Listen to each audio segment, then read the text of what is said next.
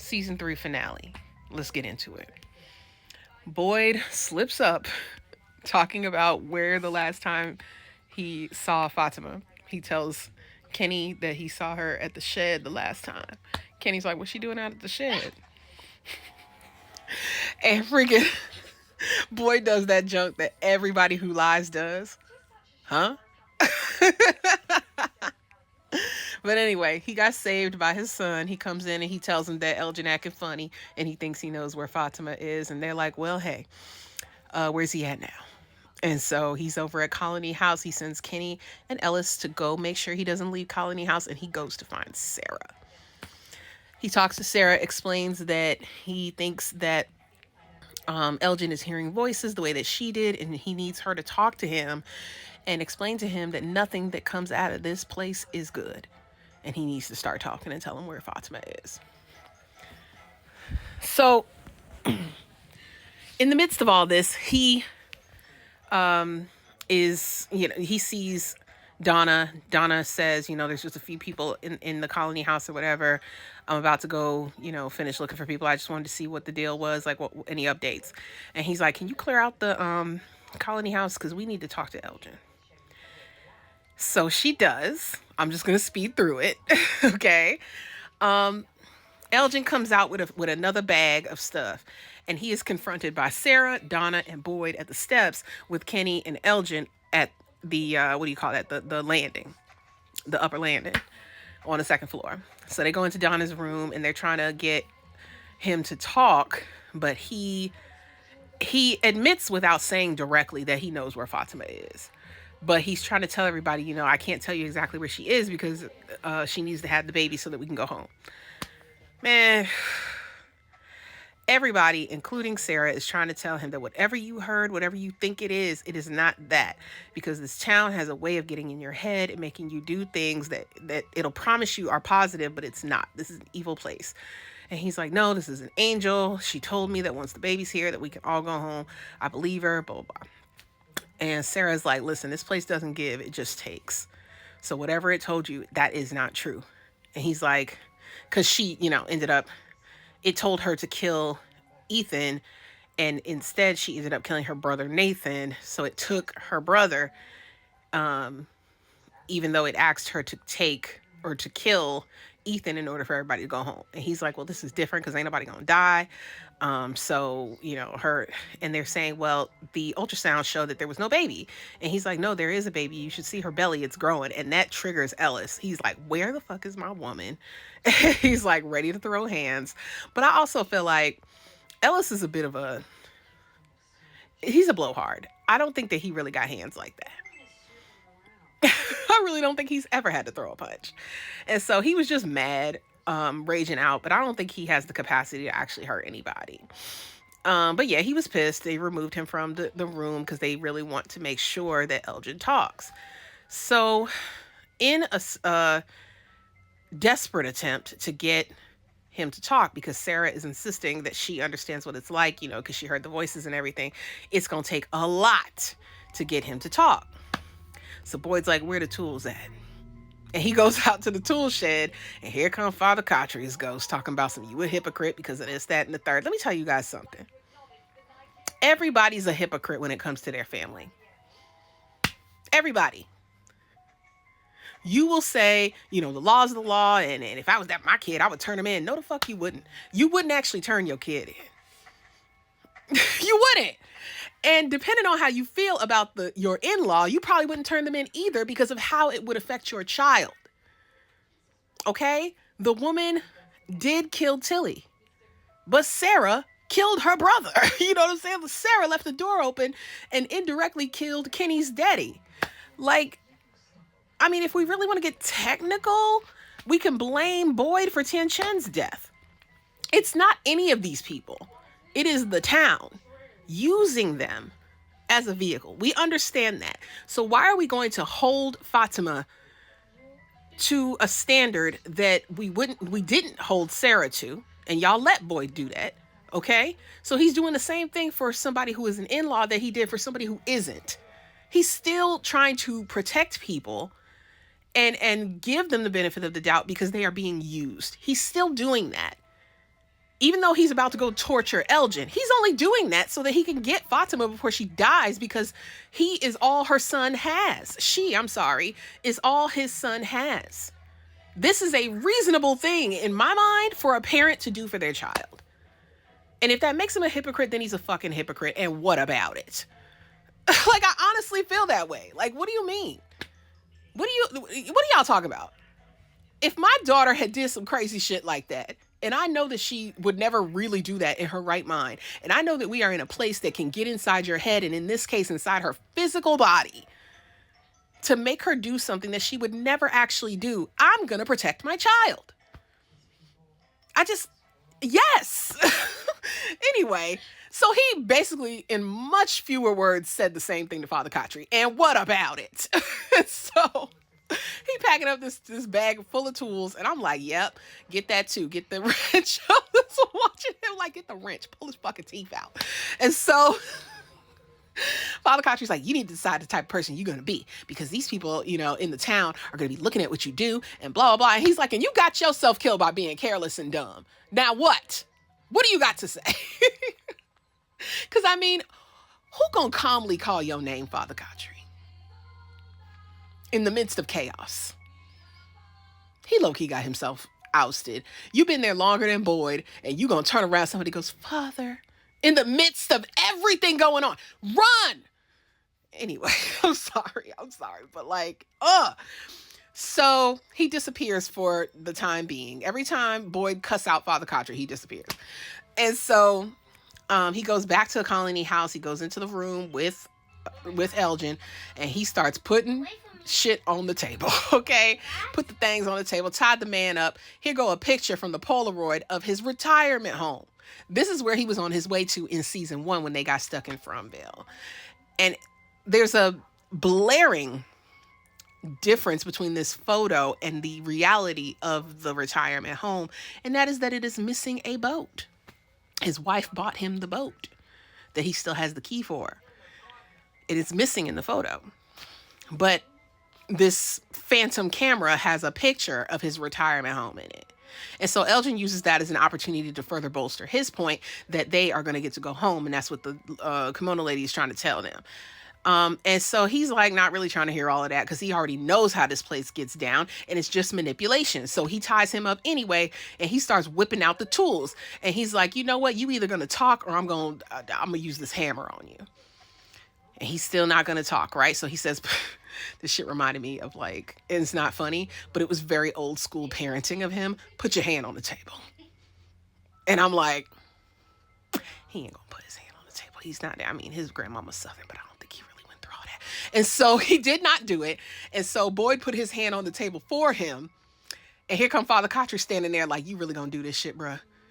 And here, you could see the guilt in Boyd's face. He did not want to hurt this boy. He knows that he is being used. He knows that he is actually a good kid. But God damn it, you are going to talk. So he beat him to the white meat, y'all. He beat that hand to the white meat, broke the whole palm open, skinned back his knuckles to the bone. He tore them hands up. And he still didn't talk. And here come Acosta's a little bit. Acosta, first of all, girl, have you washed? Okay? Have you washed yourself? Have you washed the uniform? Why are you still in uniform, girl? You act like you a fucking cartoon character. You got the same clothes on for days. Ain't it been a week? Ain't you been there at least a week, girl? Here she come hollering at them about torture. Look where you are. And stop it. Fucking stop it. She's so irritating to me. You see what the circumstances are. What the hell you gonna do? Did you find her? No, you didn't. So what are we doing? Anyway, let me get to the next part, y'all. So after Acosta and Boyd go downstairs, everybody goes downstairs really. We're listening to a little bit of back and forth. I just want to finish with this section of things, and then we'll get on to the other storylines. And so Sarah is sitting there listening to Boyd explain why he's doing what he's doing, right? And he's saying, we can talk about all that shit afterwards, Acosta. I ain't really got time for all that. Fatima's missing. He knows where she is. He's not talking. I don't give a shit what you would suggest. This is what we're doing. And then Sara takes matters into her own hands. She said, you know what? I know this. I know what's going on here. I know this better than anybody else. And I have already built a reputation for being somebody dangerous and somebody that people can't trust. I'm going to take one for the team. So she goes upstairs and she gives Elgin one last chance. While you sitting there with a throbbing, broken hand, this is your chance because you already know what they're willing to do, right? And this is just the tip of the iceberg of what they're willing to do, right? Okay? So you still had an opportunity. While you were mostly intact, sir, you still had an opportunity to do the right thing. But you want to listen to a beef jerky woman giving you empty promises. Okay. So Sara told him, you know what? Boyd is a really good man. And this place has taken so much from him, but I won't let it take his soul. And it's already taken mine. So I ain't got nothing to lose. And she goes over there and she popped that mother sucker's left eye clean out the socket. And he told her where she was. Results! Okay? Sara gets results. Sara is the MV motherfucking P because I honestly feel like had she not found out where Fatima was, that Fatima could have had any type of complications. Maybe they would have came back after he finished, after the sack finished developing into what it was going to be. He could have came back and they could have had their first meal fresh out the womb. Okay? Anything could have happened. But she got results and she saved a life. And she's saved people on a few occasions, like the night that the animals were let loose. She saved Julie and Ethan. And now she saved Fatima. And that sounds to me like she just negated the lives that she killed. 1, 2, 3. Okay? We had Toby. We had Kenny's dad. We had Nathan. Boop, boop, boop. Here we go. Back to square one.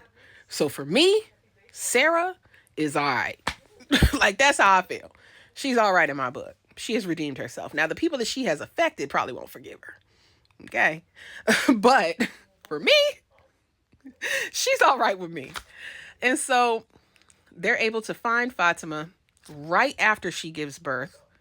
And the kimono woman takes the amniotic egg sack, whatever, and brings it into the door that was in the floor automatically opened during this process. And she takes it down and is out of sight by the time they find Fatima. Now, simultaneously, what is happening here is that Jade, Jim, and Tabitha have figured out that she is Miranda reincarnated and that the numbers are music notes. The 12 numbers and the ones that are facing backwards specifically are meant to mimic music notes. Once this is discovered, once Jade gets that information from Jim and puts together the notes on a board, he starts to remember the melody. And then they take the violin, Miranda's violin that Victor had, and they go to the bottle tree and they play the music. As they're playing the music, Boyd and crew are finding Fatima. Fatima is delivering the baby. This is all going on at the same time. And somewhere Elgin is recovering from the fact that he is now Sans eyeball. And he is now a Cyclops. Okay. And so Fatima is okay. Just like he said she would be. Just like the kimono woman said she would be. Yeah, all right. I'm not going to call that okay. She just gave birth to some random ass sack and she was not pregnant. For real. You know what I'm saying? Like, that's traumatic as hell. She ain't exactly okay. She's just alive. So, anyway, she tells them that she saw what they did and that she understands now what the monsters are. The monsters are immortal parents of the original Ankui children. And they received immortality because they sacrificed their children. Now, I'm still in my head talking about these talismans having a representation of 8 trees, but only 7 children on that thing. Like, that's a little, I'm not sure really what that means or if it's significant, but just keep it in the back of your mind, all right? And so they can never die. So there's really no point in killing the monsters. I hope we're understanding that. You know, I hope the people on the show are understanding that there is no point in trying to kill them. Do not do this shit again. Okay? Do not try to kill one of them because it's going to happen again. They're going to get born again some kind of how. All right? But Boyd wants to confront the monsters, and so he goes down into the doorway, into the floor tunnel opening. And he finds, at the end of this thing, he finds the kimono woman laying down the egg. And they are surrounded by the rest of the monsters. And this thing morphs into a fully grown adult. And as the sack is falling away from the body, it looks strangely familiar to the way that jellyfish looking thing looks on the cave paintings. I wish I had a picture of it right now so I could show you, because that joint tripped me out, okay? So it falls away, and there is a bloody naked man, and he turns around, and it is none other than Smiley. He looked like he looked right at Boyd too, y'all. He said, "Showtime." Ah! That shit was crazy. So you think they're gonna leave it right there, right? Absolutely not. Meanwhile, Julie and Ethan have a conversation at the diner. Now, before they have the conversation at the diner, they do run into Victor. Victor and Julie brought Tabitha back to the house because, you know, she passed out after she had that vision of her. I'm sorry, that she had that memory of herself dying. Okay, basically. And he is his father meets up with him to try to, you know, connect with him and everything. And Victor tells him he has to show him something, and it turns out that he has to show him the place where he buried his mama and his sister. Now, okay, friends, we know now for sure that Eloise is dead, which still leaves us the question, who the hell is out there at the settlement, or what is at the settlement.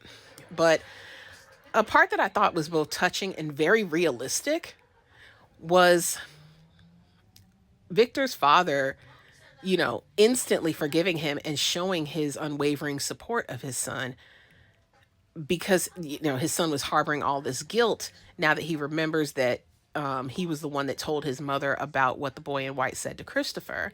And he blames himself for the death of both his sister and his mom. And he believed that, you know, his dad should act like he's dead too, because he should be.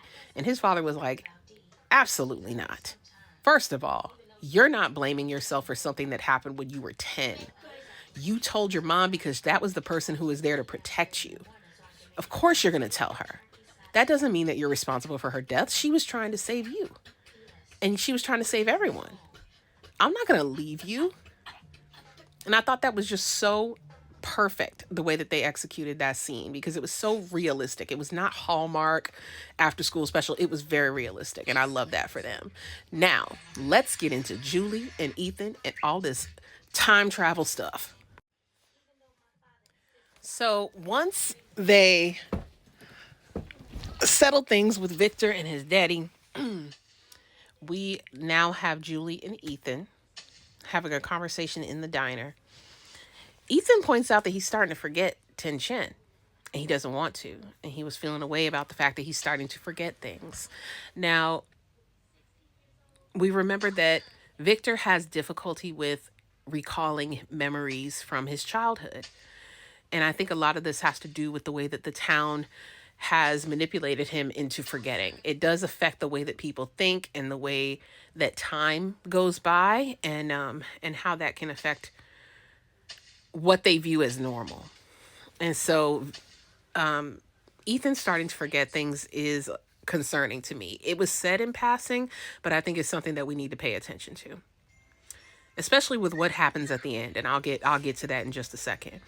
So Julie tells Ethan that she actually went somewhere spiritually, mentally, when she passed out and was seizing in the ruins. And as she explains this to him, he concludes that she's a story walker, meaning that she can go back to stories that have already concluded.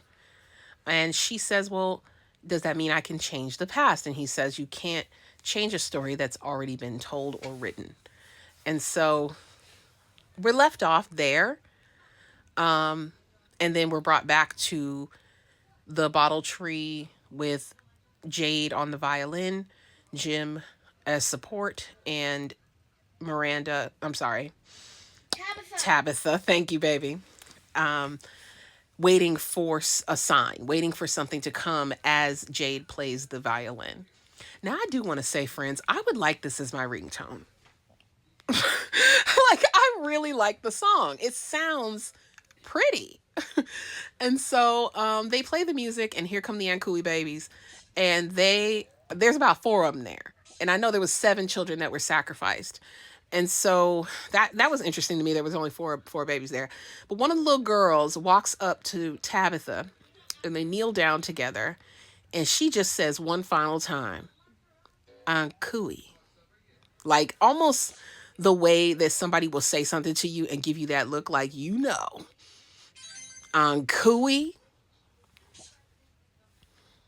You know what I mean? Like, come on. And she remembers. They both remember at the same time that Ankui means remember. So this triggers the memory for them. That's loud, baby. I can't do this if you. I think. Thank you. And so that triggers the memory that they have been here many, many times before. In fact, they were there at the beginning and were not able to stop the sacrifice of their own child. So Jade and Tabitha had a child together at some point in their lives, all the way at the beginning of this situation. And they have been reincarnated continuously in order to try over and over again to stop the sacrifice from occurring. And that is why she's here. That's why her whole family is here. That's why Jade is here and all of that. And it really was overwhelming for her. The fact, a lot of things can be going through your mind at that point. You feel guilty that you have unfortunately dragged your family, your current family, into this situation through reincarnation. Like, you're not really responsible for that, but you feel responsible for it, right? Also, she realizes, holy crap, I've lost a child before. You know what I mean? Like, how many times has she done that even? How many, like, she didn't have a child when she was Miranda with Christopher. It didn't sound like that's what happened there.